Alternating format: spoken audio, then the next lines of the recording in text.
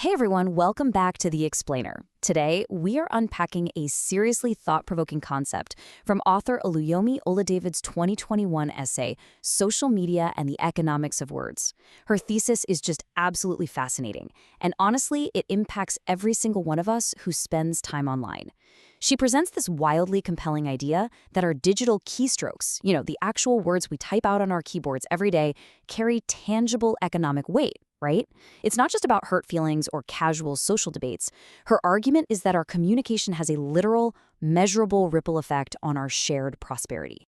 Okay, let's dive into this by posing the exact profound question she asks at the end of her piece. What is the economic value of a word? I mean, it sounds kind of abstract at first, doesn't it? We usually think of words as having emotional value or social value, maybe even political value. But economic value? By framing it this way, she's challenging us to treat our language as a finite, impactful resource. She wants us to pause and calculate the real-world cost and the potential real-world dividend of the information we choose to share and the comments we casually post. Part 1. The problem, the speed of information. So here is her core observation. Social media has fundamentally altered our reality, creating what she calls a shrinking global space. Because of these massive digital networks, the distance between our communities has virtually vanished. And as a direct result, the rate at which news and information spreads has violently accelerated. I mean, think about it. A rumor, a fact, or an entirely fabricated story can cross the globe before we even have time to process it. This acceleration changes the whole shebang when it comes to human communication. It's incredibly fascinating how she breaks down the specific micromotives driving this accelerated flow of information. Like, why do economic agents utilize fake news and unverified information online in the first place? Well, it is entirely transactional. It's a calculated economic strategy. They do it to sell products fast. They do it to sell ideas and information. And honestly, perhaps most commonly, they use sensational or fake news simply to attract traffic to their web pages. The spread of misinformation isn't always about some grand ideology. Very often, it's just a rapid-fire economic tactic to generate quick clicks and fast revenue. Moving on to part 2, the context, a world seeking healing. And this brilliantly illustrates the historical stakes of our communication. Taking a step back, this isn't an entirely new phenomenon. Really, only the speed is new. History shows us that careless words have literally resulted in wars and conflicts. The wrong message delivered recklessly destroys infrastructure and entire economies. But on the exact opposite side of that coin, thoughtful and soothing words have actively promoted peace and reconciliation. She draws a really hard line here. Words are the precursor to either massive destruction or essential rebuilding. Which brings us right to the specific moment she was writing about in early 2021. Our current world deeply needs restoration. Just look at the societies and households that are actively hurting from the devastating effects of the COVID-19 pandemic, not to mention complex internal economic conflicts. In times like these, the world is quite literally seeking the restoration of lost fortunes. The global economy is bruised, and the people participating in it are feeling incredibly vulnerable.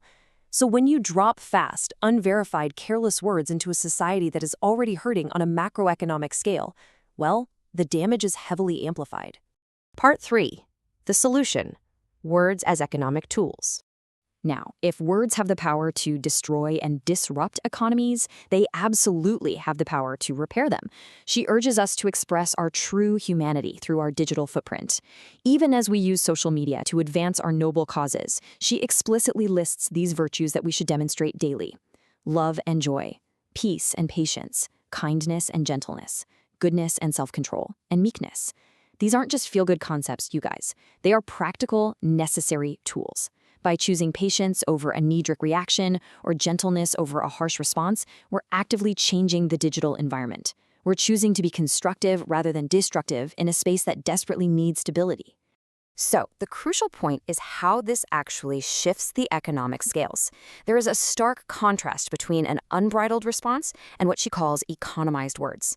When we fire off unverified information with a harsh, unbridled response, we are injecting high economic risk right into the system. We create panic, we drive bad investments, we deepen conflicts.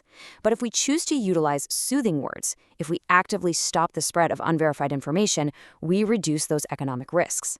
By choosing to economize our words, we ensure they promote peace, healing, justice, and ultimately a shared prosperity for everyone. To make this totally actionable, she introduces a really brilliant concept, the soft word scale. She defines this as a daily metric for personal reflection. It's basically a way to evaluate if one's words soothe and heal, thereby positively impacting the global economy. Notice the direct micro to macro connection she's making here. She believes, fundamentally, that words that soothe and heal are literally good for the global economy. Your personal discipline in typing a thoughtful response instead of a reactive insult is, in her framework, a microeconomic contribution to global stability. That is huge. Which leaves us with a profound challenge, directly from her essay to all of us. How do your words rate on the soft word scale today? Seriously, take a moment to evaluate your own digital footprint based on her framework. When you engage online, are you adding to the economic risk through the careless, rapid-fire spreading of unverified info? Are you economizing your words, choosing thoughtfulness, and contributing to the shared prosperity and healing the world so desperately needs? It's a fascinating way to look at our daily scrolling, and it absolutely transforms how we should view the keyboard sitting right in front of us. Thanks for joining the Explainer today, and we'll see you next time.